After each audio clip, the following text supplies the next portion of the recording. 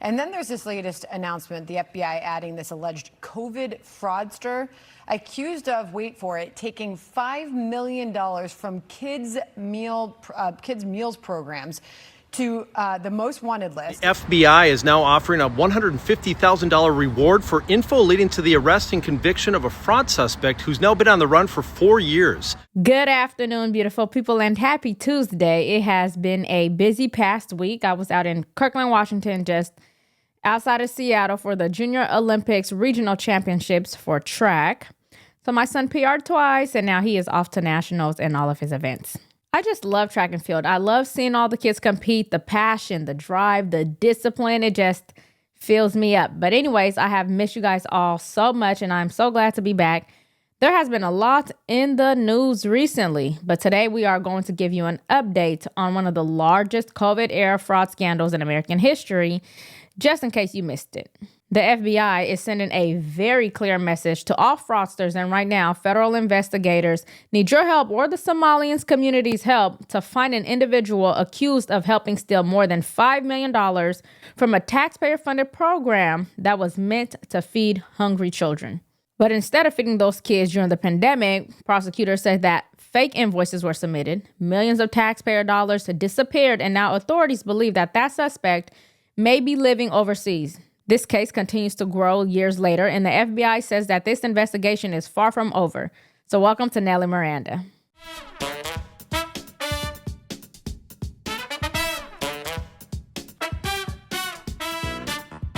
The feds believe Fahad Mohamed Nur fled the country a week after the search warrants and raids in January of 2022 before anyone was charged in the $300 billion Feeding Our Future meal fraud case. Nur then was indicted with the initial group of defendants later that year, charged in Minnesota federal court with wire fraud and money laundering.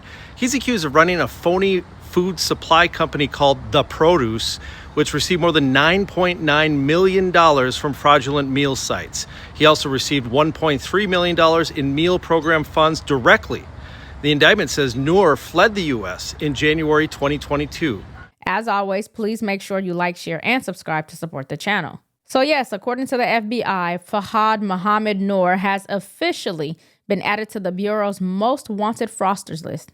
Authorities says that Nur has been a fugitive since 2022 after being charged in connection with the massive Feeding Our Future fraud investigation in Minnesota. Investigators allege that Nur owned a food vendor that submitted fraudulent invoices to obtain more than $5 million from the federal child nutrition program. But instead of providing meals to children as required, prosecutors said that the invoices were faked and the money was laundered through various financial transactions.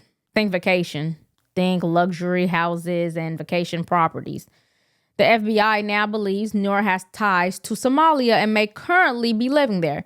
And because of that, the Bureau is offering up to $150,000 for information leading to his arrest and conviction.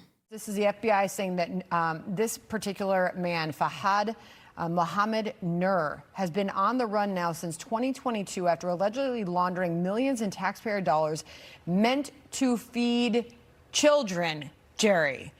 This is the kind of announcement that J.D. Vance is looking to make clear that if you are out there, we will find you. Well, let's hope so. Again, because part of this is deterrence, right? I mean, one of the reasons fraud is so rampant is not just because of the scale of the money involved with healthcare, for example, in particular, but also because of the sense that people don't get picked up. They don't get caught. These many schemes have been going on for years.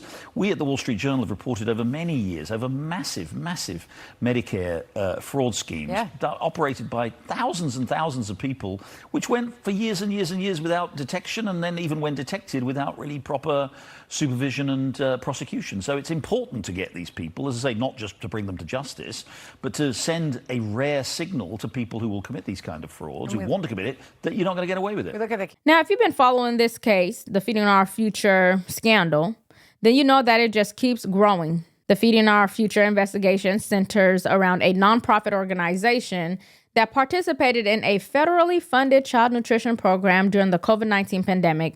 You know, when schools shut down, billions of dollars were made available nationwide so that children will continue receiving meals. And now we know that emergency funding almost always create opportunities for fraud.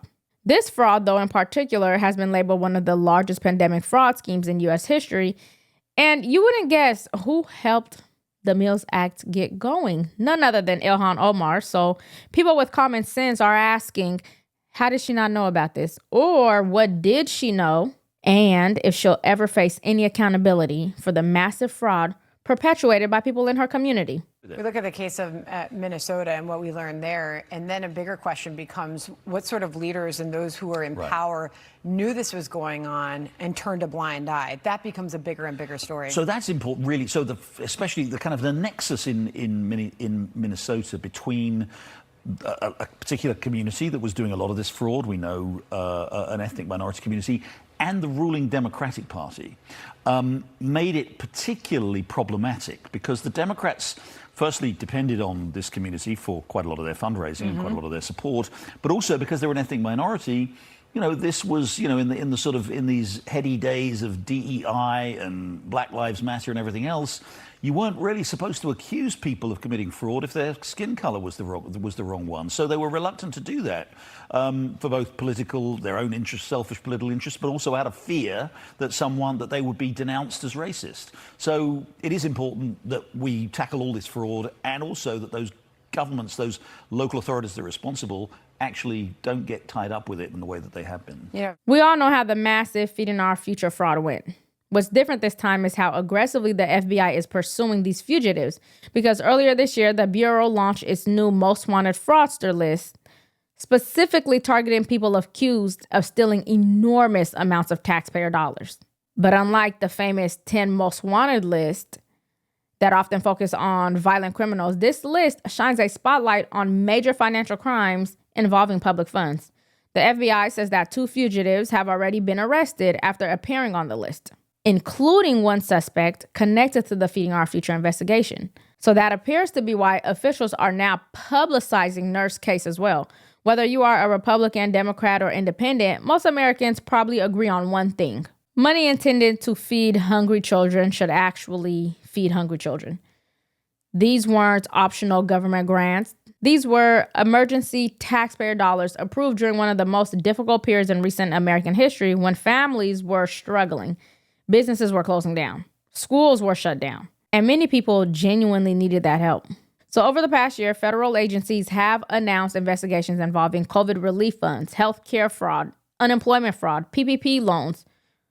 We need to get to the PPP loans because everybody got them. But anyways, daycare assistance, Medicaid programs, and numerous other taxpayer-funded initiatives. According to the FBI Director Kash Patel, the White House task force to eliminate fraud has identified more than $13 billion in suspected fraud across multiple investigations. That doesn't necessarily mean that all of these cases will end in convictions. No. Some investigations are ongoing. Some defendants will plead guilty. Others will be acquitted, but it just shows just how significant pandemic-related fraud has become for federal law enforcement. But what are your thoughts? And how likely do you think that they'll catch this guy way out in Somalia? And do you think pandemic fraud cases deserve even harsher penalties when the money was intended to help children? Let me know your thoughts in the comments. And if you got any value from today's video, please make sure you like, share, and subscribe to support the channel. And ring the bell so you don't miss any future updates. Thank you all for watching, and I'll see you in the next one.